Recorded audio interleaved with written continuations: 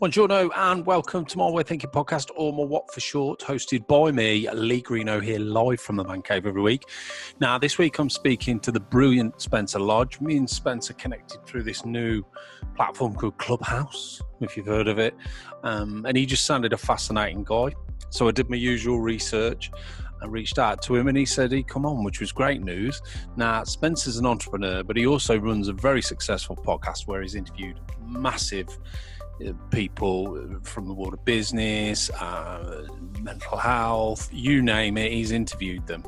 People, massive interviews as well, like Tony Robbins, Gary Vaynerchuk, whatever you call, you know what I mean. So it was a real honour that he said that he'd come on to my podcast, which was great. Now, the podcast is streamed on all usual platforms. If you do listen via Apple Podcast, please leave a 5-star review on there.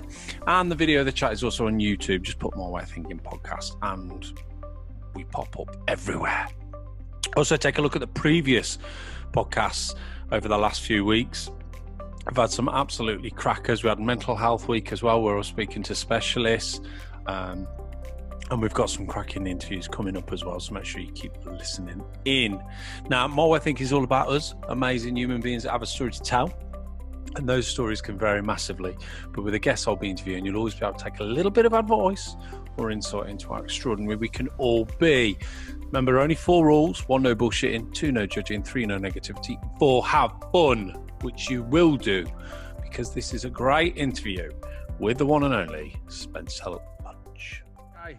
So welcome to My Way of Thinking, and I have a very special guest on today. It is the one and only Mr. Spencer Lodge. Woo! Welcome, Spencer. The one and only. I like that. There is another Spencer Lodge, but it's the name of a hotel in a town called Rotorua in New Zealand. And Rotorua is the sulphur capital of New Zealand, so it smells like rotten eggs there. So yeah, probably don't tell everyone. Don't tell everyone about that. What Spencer Lodge is quite a unique name, though, isn't it? Sounds like an old people's home, doesn't it? Whereabouts are you from originally? Essex. Yeah, right in the Essex. Huh? Well, Spencer Lodge. I like it. It's a nice name. That was a Spencer Tracy fan, I think. Yeah. Well, mine's pretty boring, to be honest. So, anyway, so just to tell people a little bit of background on how I found out about yourself. I was listening to Clubhouse. Now, Clubhouse is this new app. It's just exploded everywhere. It's still in the beta, phase or whatever. And I just pop in and listen. I haven't ran any or anything like that. I think I haven't got many friends, which says a lot. And I was listening to one conversation, heard you talking about your story, and I thought, wow, this guy's interesting. So I sent you an invitation. And then the next minute I look on Instagram and you've got like YouTube, you're living in Dubai. So it's quite a small world now, isn't it, with everything that's been going on? It's very small. Yeah, it is. It's I think the lockdown and the further commitment to doing stuff online and podcasts not being able to be in person anymore, it's made us have the foresight to reach out to people that might be further afield and build relationships up with those people too. Yeah, it's crazy. I've had guests from Australia, all over the world, which would never probably have happened if it weren't for the good old pandemic. Now, how long have you been in Dubai, Spencer? 16 years. Right. Well, before we start, I just wanted to quickly cover a couple of facts with you to see if they were true. And the reason being obviously with the pandemic, everybody's saying, right, we're going to go on holiday. Where we're going to go? Everybody, it's all going to just go crazy. Of course, my wife turned around, want to go to Dubai.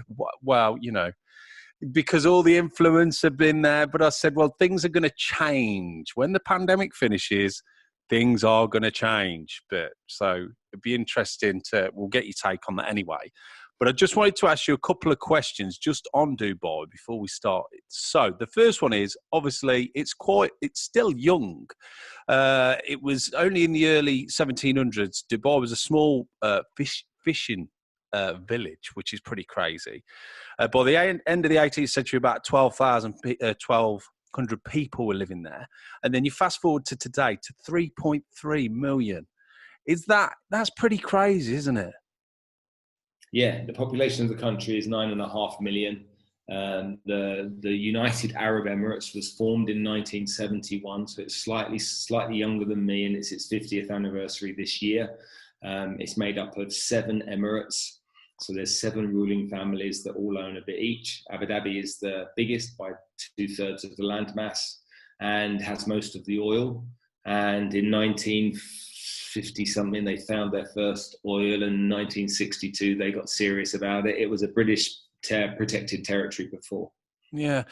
Do you find there's a lot of people that have been there? Obviously, you've got the natives, but people that have been there throughout that whole expansion of Dubai have lived through it. Well, I have, Well, yeah. If you take this place, there's lots of people that have been here all their lives. It's very close to India, very close to Iran. The currency here, before they had their own currency years ago, was the Indian rupee. Oh, so right, okay. There's a real connection there. But yes, a lot of us, a lot of that you see in terms of skyscrapers and buildings weren't here 16 years ago. Yeah. It's crazy. And that takes me on to my next fact, which is obviously about the Burj Khalifa.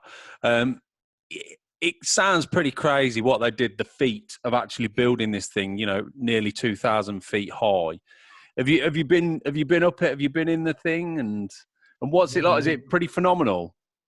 Yeah, it's the tallest building in the world. So when you go up there, you get an incredible view of you can see the horizon, you can see the curve in the earth. And so, yeah, it's a really, really tall building. You can go up to the 148th floor. There's a viewing deck up there, and there's a few more floors above it. The Armani Hotel is in it, and it's in front of, well, the downtown area was created around it. And I remember before any of it was there, before Dubai Mall, before any of the downtown was there, it was just the desert. I used to look across it from my office window. It was just the desert. God, that's crazy. Do you take a picture every year and just have a bit of a time lapse? My dad's a good gauge of it, though, because my dad's an architect by trade, so he is always looking at the buildings, and because they go up so quickly here, every time he visits, there's things that he hasn't seen before. And when you're living in it, it's like watching someone lose weight. You don't see anything, do you? But the before and afters, you see. Yeah, it's crazy. And then the final thing, which I didn't know about, is it's got one of the longest driverless metro lines in the world, nearly 40 miles or something like that. Is that correct? And the chief commercial officer on that project was my PA Sarah's husband, Tony. Wow. And what's that like? What's it like driving that long? I suppose you take it for granted over there, but you do it over here and we'd have a pile up. Yeah, well, you got it differently. You got the London Underground. That's long. You just don't think about it when it first happened. It first opened. We were like, ooh, we all went and had a ride, and then we just realised it was a metro and a monorail, and we'd all been on one before. And I'm sure that some people went from end to end, but most of us didn't. We'd been on 20 minutes, and we're like, that's enough. Okay, well, look, tell us a little bit about growing up, because obviously you've been there 16 years. So sort of lead us up to that, Spencer. What happened for you to end up going to Dubai from Essex? Well, I'm 50 years old now. I left the UK when I was 23. So I've been away for 27 years. Wow. I've lived in different countries. And Dubai was a place, like all of the countries I'd been to live in, that I expected to be for 2 or 3 years. But it's just a very easy place to live. And so my history is I was a kid in the UK. Parents got divorced when I was 7 years old. Both had nothing. They had to both rebuild, and I was exposed to my mum and dad having to start from the ground up and work up again. I didn't do very well at school. Left school, wanted to be a ski instructor. Did that for a bit. Got kicked out of bed one summer when there was no snow anywhere in Europe, and my mum told me to go get a job, and that's really how the kind of the world of commerce opened up to me. And I learned to be a salesperson by selling office equipment in London and knocking on doors, 100 cold calls, 100 door knocks, day in, day out for years on end, until I got good at it. And once I was good at it, and we used to train religiously every day, role playing and stuff with the company. And that taught me about the world of business and how important salespeople were to every company, because every company is just a hobby if there's no money coming through the door. And so understanding how vital that was, and realizing that I had a bit of a knack for it, or I'd been trained really well, meant that I built a career around that. And I came out of the office equipment industry, went into financial services, and then, spent my time being a financial advisor in the early years to then building a company that I sold my equity in 2012, and then founded a group of companies then in 2013 that have gone on to be what we own today. What do you think? Sales is quite a difficult. If you think about sales, there's a lot of people that say, "Oh, I could be a salesman," but the reality is, it's a fine skill. My wife's in sales, and she's been doing it for many, many years, and she's at the top of her game now. But it's took her 20 years to get there, and it's so many things. It's psychological, knowing your numbers, knowing your figures, everything. It's and I think people don't realise that. Would you agree with that, Spencer? I think it's the same. If you're a neurosurgeon, you're going to take 20 years to be the best neurosurgeon. If you're a lawyer and you start in a law firm, you don't make partner for many years. And even if you're lucky enough to make partner. So I think it's like every profession. There's an apprenticeship you have to take, and then there's beating on your craft religiously and paying attention to the fact that it's a skills-based role and not the nonsense that a lot of people talk about. Either failed salespeople or non-sales people talk about it being the gift of the gab. You've got to be cheeky. It's still a load of nonsense. Have you got to be confident? Yes. Have you got to have a system? Yes. Have you got to respect the fact that selling is a skill? Yes. But all of it, like anything, can be learnt. And some people want to be pilots and they go to learn to be pilots. But when people go into sales, because they don't realize it's a profession, they think there might be some shortcut to getting some success. And your wife's example is a great example to lean on. Yeah.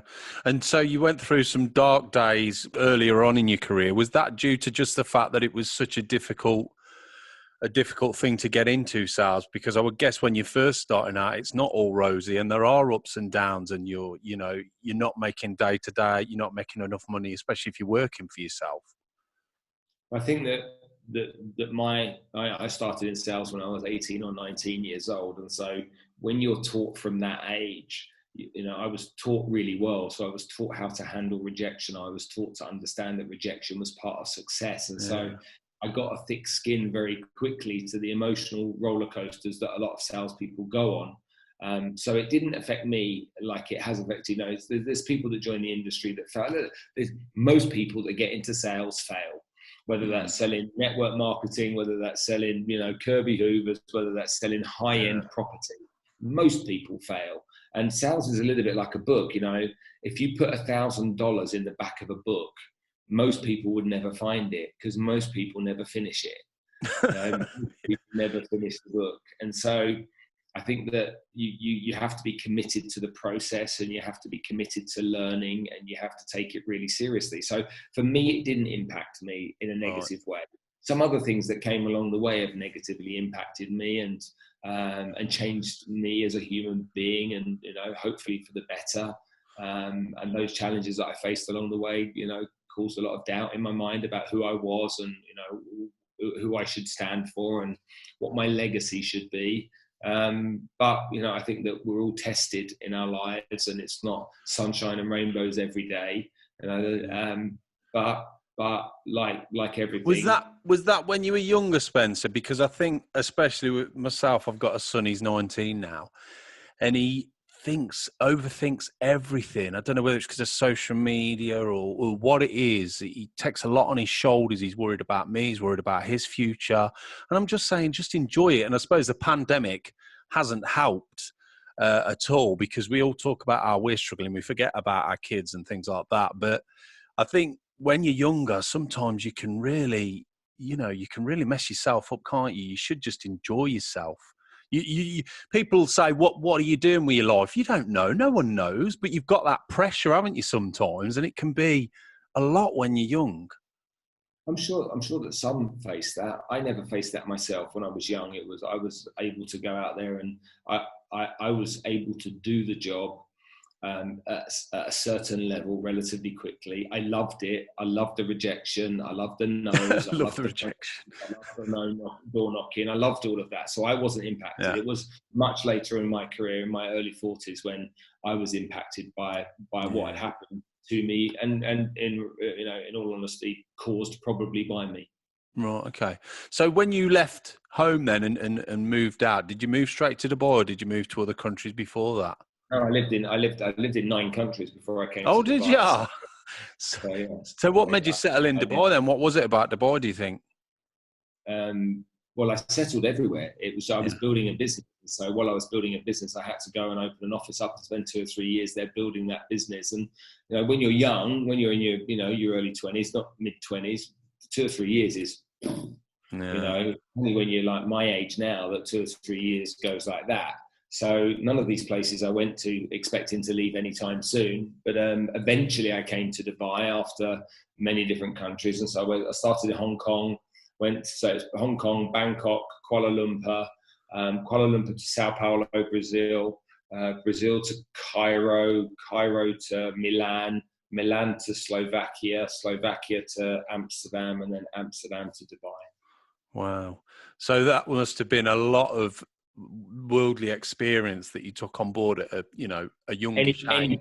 Anybody that did that journey would have got a lot of experience and exposure and understanding, and would have empathy towards things that maybe people don't back home. And I understand different cultures. I've been told by certain people how things are in different parts of the world, but I've lived in these countries. I've lived with these people. I'm not an ivory tower kind of guy. I get stuck in and learn about the local communities and cultures. And so I think I've got first-hand experience at understanding many of them. Yeah. Would you recommend that to a lot of young people now to travel? I would recommend everybody travels. I think it's a phenomenal education. I think that there's a lot of bigotry in every home country about the rest of the world. And it's not just a British thing, it's an everybody thing. I think getting out there and seeing the world and experiencing it. And I don't mean going backpacking where you go and spend, 2 weeks on Koh Phangan and have a full moon party.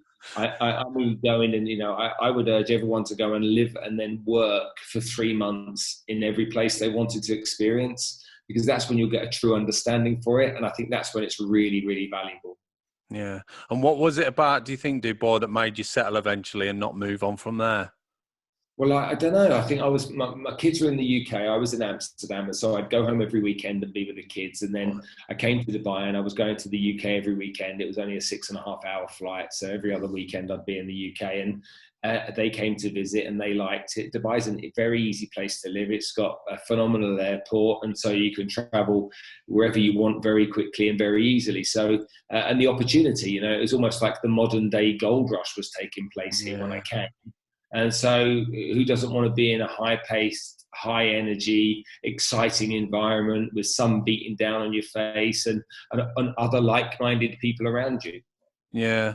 What do you think it is about Dubai now? Like I said earlier, we've got these influencers and everybody's saying, we'll go on holiday there and things like that. What do you think's going to happen? Because the pandemic's going to finish. Things are going to change. I think there's going to be a massive movement in one way or another. How do you think it's going to be affected? Well, I think the first thing we need to understand is that the British press is full of piss and wind. No. Yeah, no, but that's where you're getting your information from. You're getting your information from influencers in Dubai. There is that many influencers. Oh, yeah. And that many everything else. And so, look, you think about anyone with half a brain. Oh, right. Come into lockdown, sit in the cold. It gets dark at 4 o'clock every day. Don't leave the house, or get on a plane and go to the sunshine. I don't care what your job is. I don't care who you are. Okay. No one is going to choose and go, no, I'd rather be locked in my house every day, told I can't leave, and be cold outside and miserable. That's my joy. Bollocks. That's not true at all. People, and whether it's going to the ski slopes and skiing, whether it's going to a country that isn't locked down so that you can get on and just have the freedoms that we all took for granted before March of last year. The year, and it's 6.5 hours from London. So, influencers were like, and that's Cockworth of it. It was loads and loads and loads of people from your hometown, my hometown, and everywhere else. Yeah, it's the media, isn't it? They know how to twist it, and they're always going to do it. They're always going to push blame onto influencers and say, why should you be allowed to go out there while we're all stuck here? But it's like you say, the reality is, if we could do it, we would, wouldn't we? You know what I mean? It's not. It's not the ones that could do it that would. the ones that could do it, that did, are the ones that sat there and went, I'm going to do that. It's not the ones that could do it. It's the ones that sit there knowing they can do it, but wanting to make excuses as to why they didn't and other people can. That's all it is. And, you know, we don't have the freedom of the press here in the UAE. It's really interesting here in this country. You don't have the freedom of the press. Right. And that means you don't get bollocks written about every day. You don't get all that crap that's written about. I mean, you only open your Daily Mail app up, or the Sun, or the Mirror, or any Red Top, any newspaper in the UK, even Sky News. What a load of nonsense! Propaganda. It's like, why can't you just report facts? You know, just report facts. That's all that needs to be done. And here in this country, you can't make up stuff. You can't sit down and say, "Oh, this has happened, that's happened." It's a good example of that is the recent stuff that came out in the press with the member of the royal family here that's being kept under arrest. It's massive scandal around it. It's like, hold on a minute. Says who? Yeah. Your interpretation of a series of events, okay, and your bigoted approach to answering the question. You haven't heard both sides of the story. Neither have I, by the way. And so why it's like sitting down and your wife saying, or someone's wife saying to you, yeah, he was cheating on me with his secretary at work. And you not asking him and just believing that she said that, you know. But if you asked him, he went, no, that's a load of rubbish. It didn't happen. I don't even have a secretary. She's delusional. Well, hold on a minute. Now we've got two different perspectives that we can make a balanced opinion. You just don't get that with the press. And, you know, everyone slated the whole Harry and Meghan thing.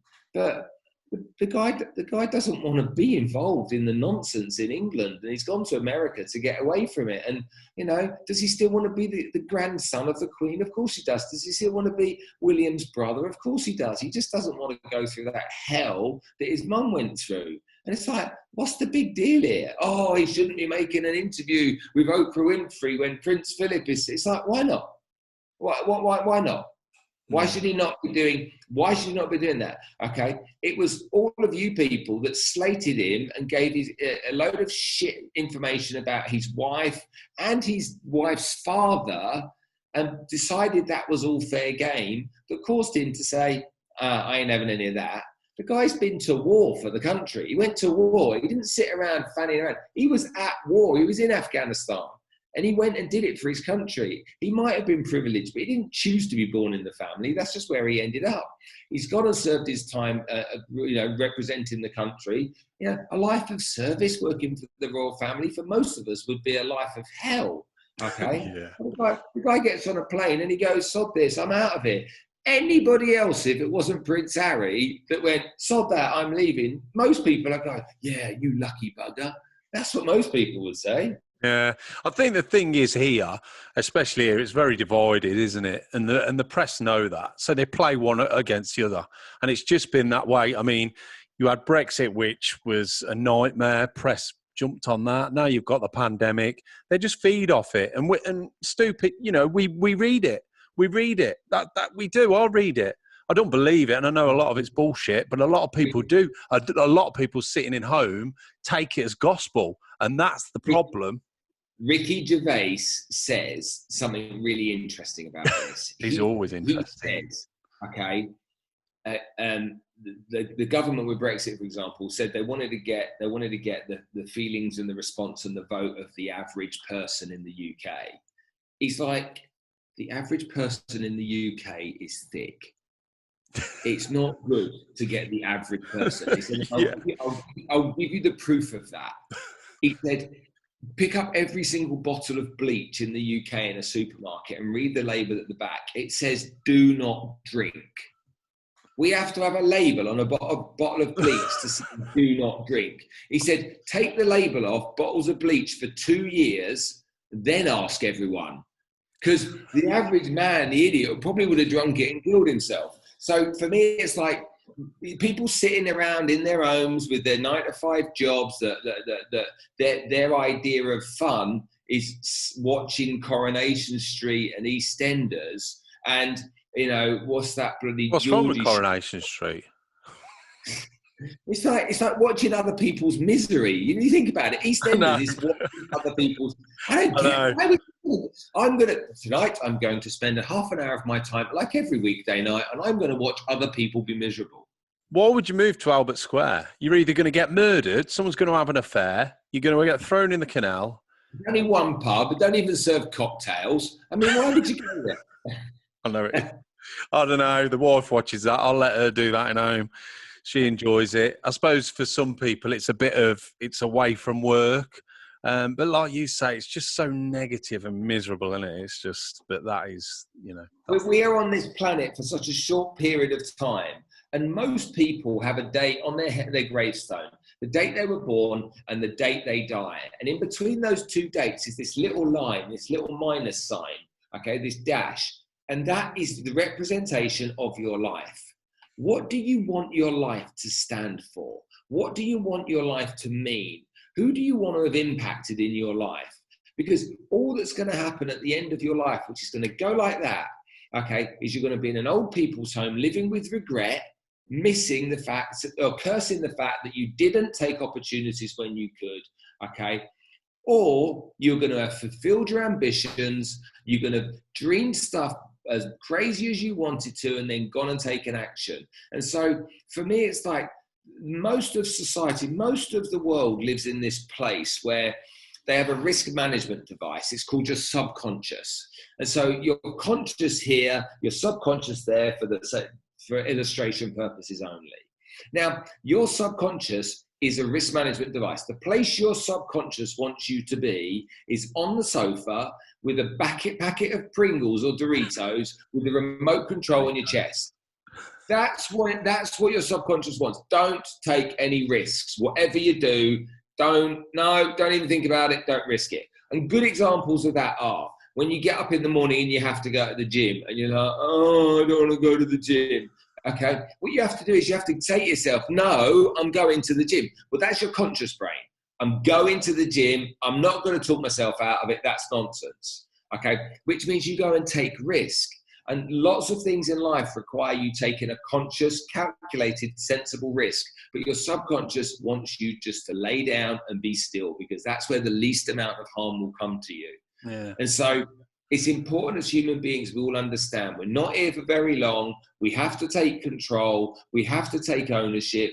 We can't blame anybody on this planet for our outcome. And listen to my podcast. Alex Lewis the other day, strep A, both his arms and his legs amputated after having a cold, and his mouth and his nose. All right. He's got every reason on this planet to blame someone or something for the reason he's in that awful position. Does he? No. But John, the bricklayer, okay, comes home every night slagging the world off for the reason he's earning 250 quid a week and not doing very well because it's raining outside and the muck's going to spread down the blooming bricks. It's like, get a life. Seriously, get a life. There's people out there that have unimaginable difficulties yet still look at life in a positive way and go out and try and make a difference. Yet you, with all your arms, all your hands, all your blooming feet and all your toes, with a good job that you could do well in, spending your time sitting bitching. It's just like, how sad, you know. And I feel so sad for those people because they are the ones in the old people's homes that are going to go, I wish I did this, I wish I did that. Right? You're ever so passionate about that, obviously, Spencer, and that. Is that something that's come later on? Obviously, you've always been passionate about sales, but is it something you sound to me like this is a different part of your life now where you're passionate about people getting on with it, not just yourself. You're passionate about helping other people. Would that be right? A salary is a drug they give you to stop you from your dreams. Okay, that is true. I have first knowledge of that, but yes. I need a salary. No, you don't need a salary. You need to be paid what you're worth. Okay, that's what you need to do. And so you need to go and earn your pay every day. And I think in sales, many of us in sales, we have the power to control that because if we lay on the sofa with the Doritos and the remote control, watching something on Netflix, we get paid jack shit. So you have to go out there and you're paid what you're worth. And so give me the opportunity to go out there and earn what I'm worth, and I'll choose that all day long over the $3,000 basic that I'm going to get, and the luncheon vouchers and the 4 weeks holiday the company give me every year. Do you think when you come back do you still come back to the UK on and off?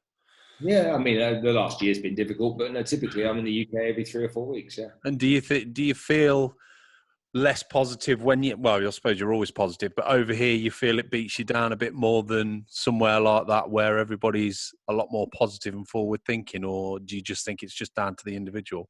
Anybody that has lived in Dubai, that has then gone back to live in England, that has then moved back to Dubai, anybody will tell you the UK is a very negative and miserable place. And they go back and experience it, and they sit there and they're like, Dubai, UK. I was in the UK, didn't know any different. I moved to Dubai, experienced this new life. Okay. I had enough of it. I went back to the UK to be with my family. I realized that nobody had moved on and everyone was miserable. So I don't want to stay there. I want to come back. And I'm talking about people in high profile, senior career roles in multinational companies, just as I'm talking about the commission only estate agent here doing what he does. All right. And that's why traveling opens your eyes. That's why experiencing the world opens your eyes. You know, there was a guy that used to pick me up from the airport every time I flew home, every other weekend. I love him. And if you listen to this, Kevin, I love you. You're awesome. Kevin has never been on a plane. Yeah. And I'm like, what? He's like, I can't decide. I really need your advice, man. Shall I go to Spain or go to Cornwall? And I'm like,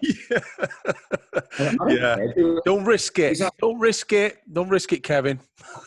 If I go to Spain, I'll get the shits.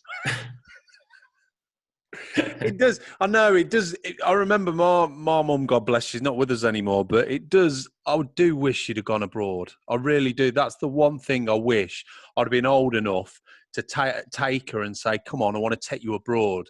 Because that old generation didn't really go abroad much, did they? And she'd never been on a plane. Hold on a minute. Travel wasn't like it was. You know, you've got to remember my parents were young, okay? There weren't as many flights and as many airports.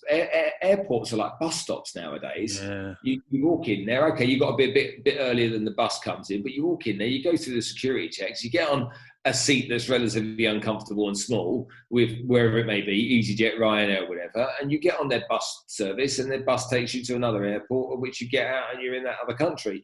And you could get everywhere in a couple of hours in Europe. So I think this is different for us. I think it's just normal for us. Whereas our parents, it was like, ooh, we're going on a plane. That's a big And that's pretty normal.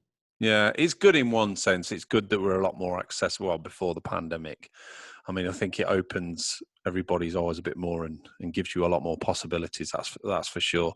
Now, Clubhouse, obviously, I heard you on Clubhouse. What's your idea? What's your take on Clubhouse at the minute? Because, like I say, I'll just go in and listen now and again. What's your thoughts on it? I think they're running out of things to talk about. I have listened to a few that have been pretty poor, to be fair. Some are very good, but I think I think the big ones are too big. I think when they have too many moderators, then there's everyone trying to chime in and answer a question. I don't think, and I actually think the much smaller ones with between 30 and 50 people are actually a better because you get a chance to participate if you or ask a question that's going to be answered. But I just think that if you listen to the whole kind of, and what one were you? Were you on the breakfast one with Ashley? Can't remember. Who knows? Anyway, I think you have to be careful not to get stuck in that kind of like in that lane of the kind of self-improvement, personal development, build your business, become a billionaire next Wednesday type nonsense groups. And the other thing that I find it quite offensive, and I'll tell you this. There's a lot of people in there that aren't qualified to give advice to anyone. They're sitting in their one-bed flat talking about being an e-learning or e-commerce genius or company, I'm scale my business. No, okay. How do you measure how successful you are in business? Well, it's only measured by numbers, nothing else, because that's how business, because you have accountants that measure numbers. Yeah. And so, and your success of your business will determine on the impact that you have and the revenue you generate. Otherwise, it ain't a business. It's a blooming, NGO. Yeah. So, or not profit. So I think that there are some great people selling some great stories, that add some real value about real experiences about stuff. But there's also a lot of wannabes in there, and I just think it's really important for the audience to be able to know the difference, and they shouldn't be judging how good somebody is on Clubhouse based around followers. You should go and research the person, and it's not about how many followers they got. It's the success that they've had doing what they do. So I would just say be careful to people, and I really hope it can be. I mean, I'm friends with a guy called Rob Moore and John Lee, and I'm like, guys, have you got nothing else to do? I don't know if that's the same Rob that I listen to, but he is funny and he's always coming in and challenging. Is that the Rob?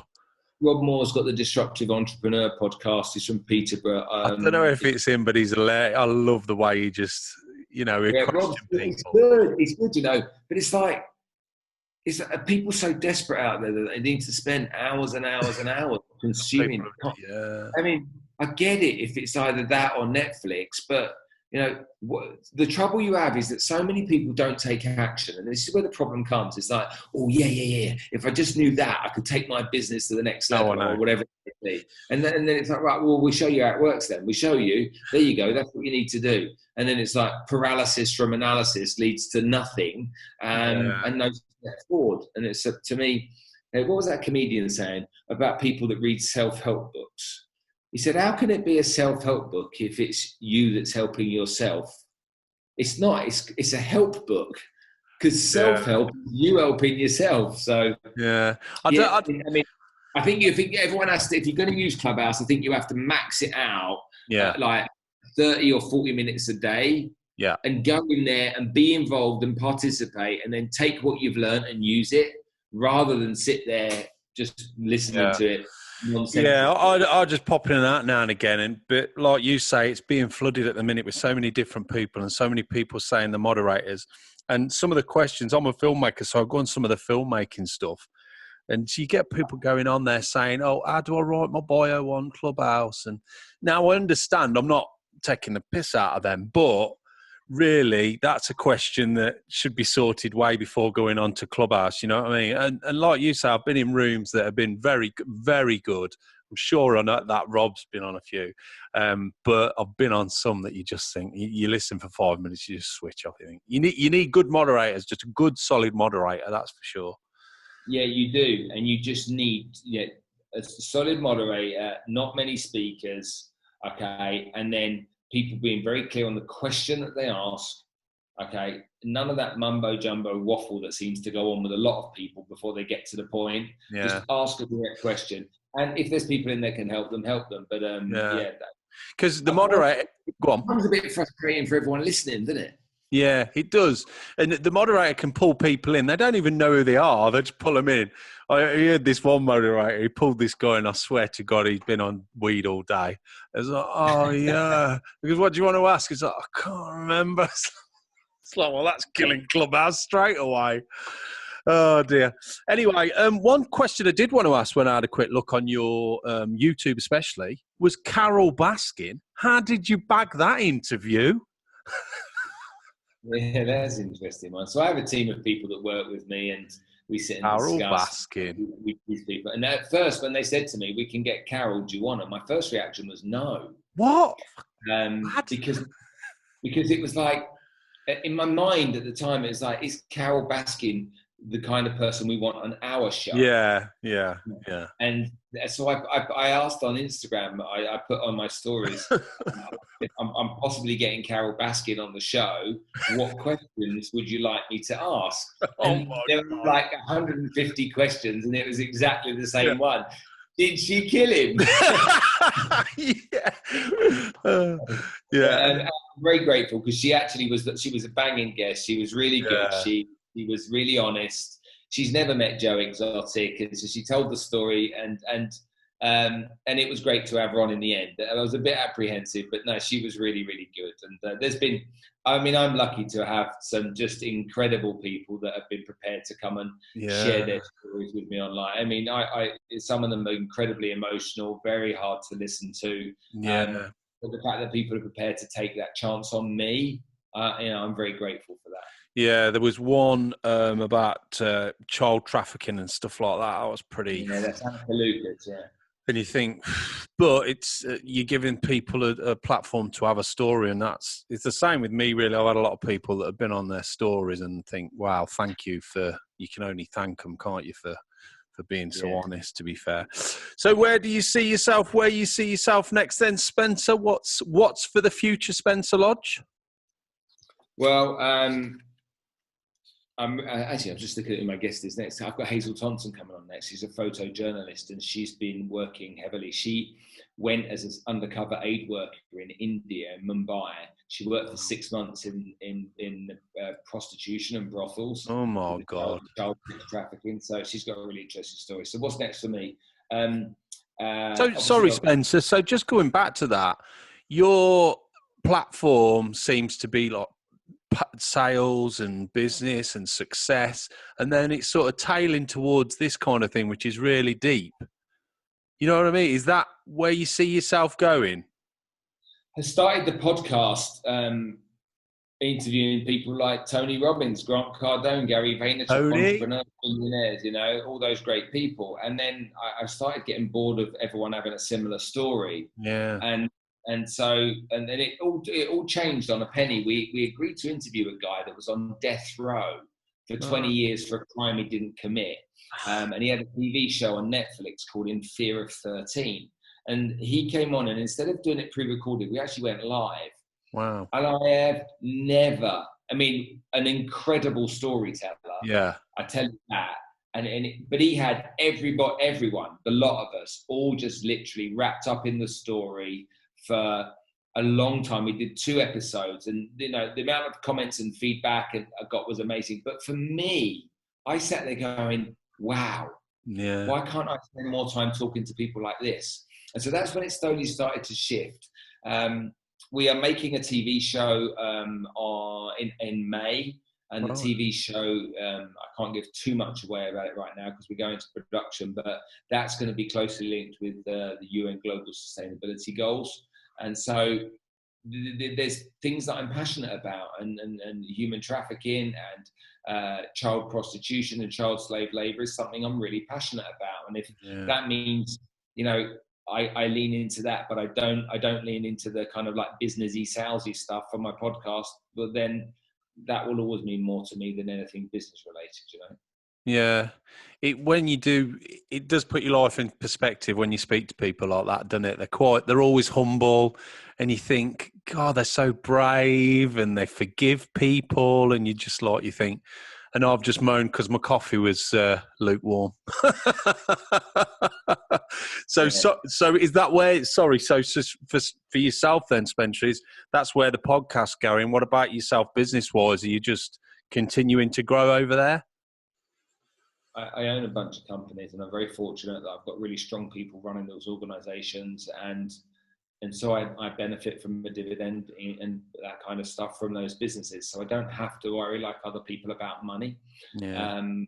Make It Happen University is successful as a membership site, and I do lots of speaking events too. But I think that this is, I'm 50 years old. I really care about this subject.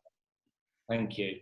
I really care about this subject, and I want to try and make a difference. I want to try and have impact.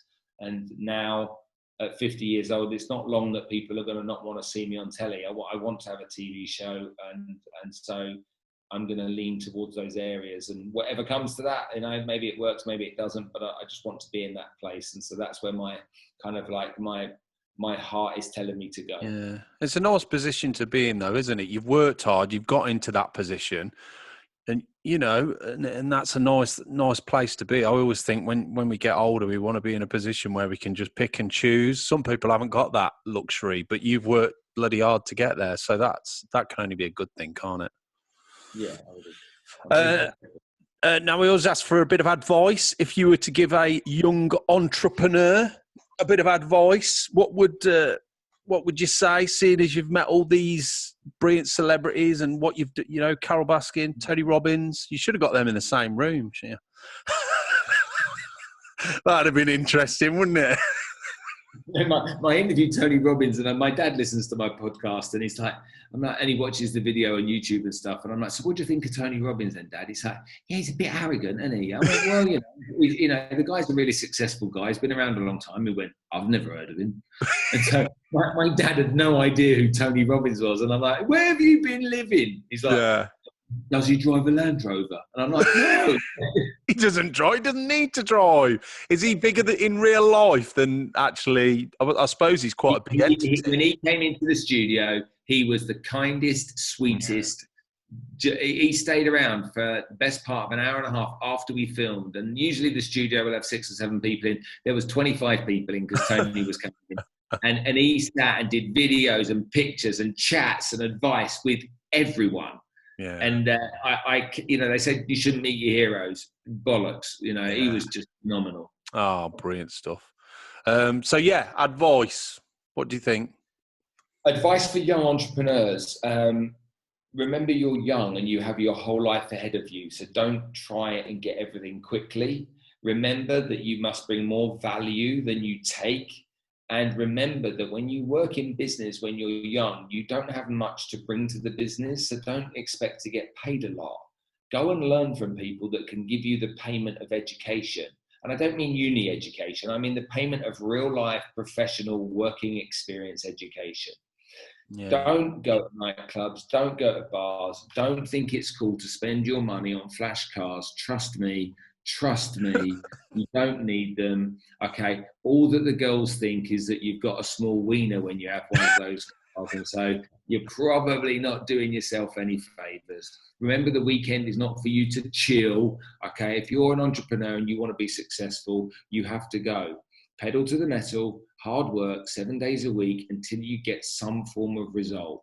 But remember, it's a process. It takes time. You'll make mistakes. Don't worry about that. And keep pushing and keep pushing and keep pushing.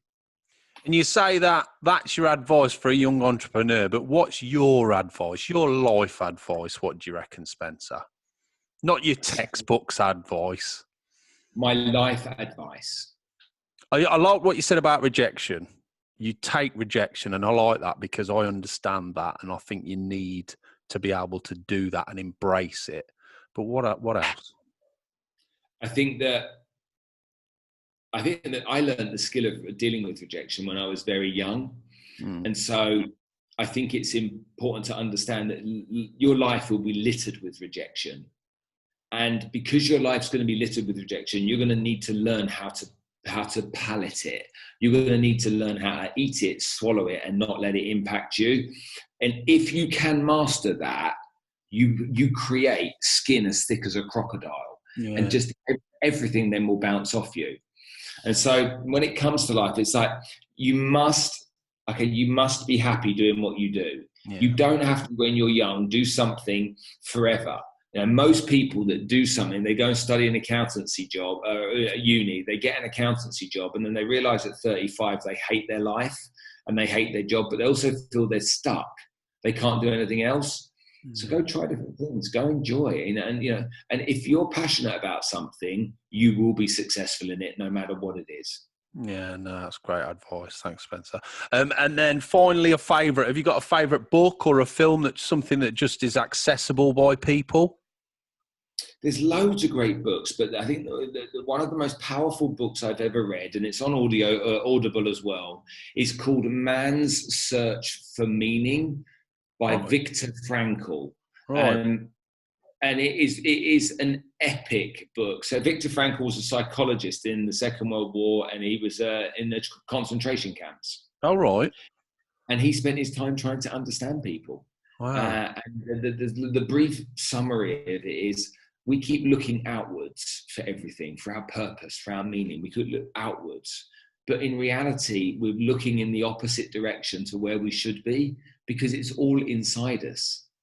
So we have to look within us to find it. But it's a very, very good book. Something a bit more lighthearted. I think Shoe Dog by Phil Knight is a fantastic book. I've read that, yeah. You know, and Nike was one of my clients for a few years back in Amsterdam. Their European headquarters was in a place called Hilversum.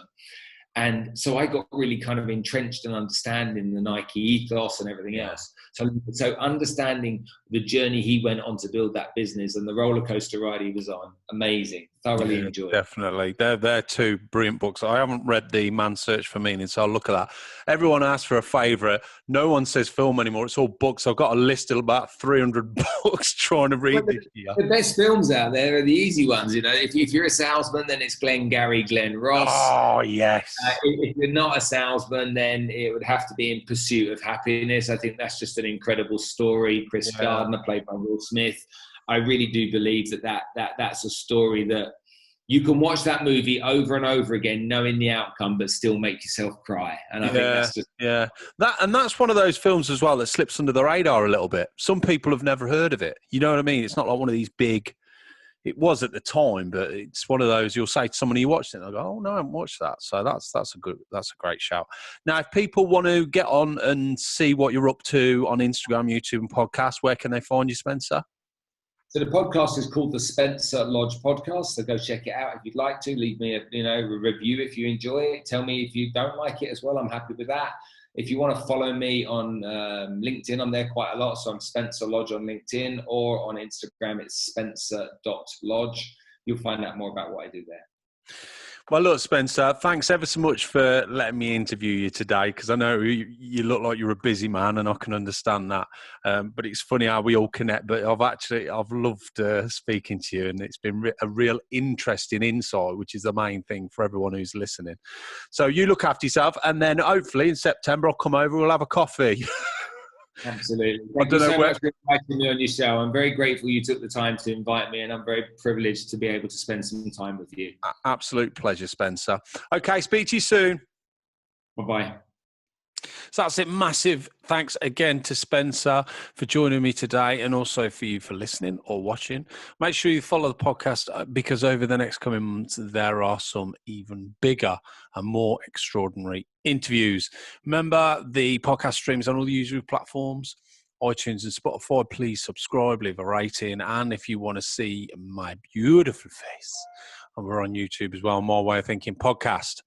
Now, every week I put the whole conversation on YouTube, but I also put notes and little tidbits and little trailers on Facebook and Instagram. So Facebook's My Way of Thinking podcast, Instagram's My WOT podcast, and Twitter is My Way of Thinking without a G on the end of 3 instead. God, I'm so sick of saying that. Okay, and finally, if you want to get in touch, or you think you'd be a great guest, or you know someone, or you want me to get a certain guest on, just email me. It's MWOTpodcast@AOL.com. Okay, thanks ever so much for listening in. Can't wait to see you next time. Look after yourself. God bless.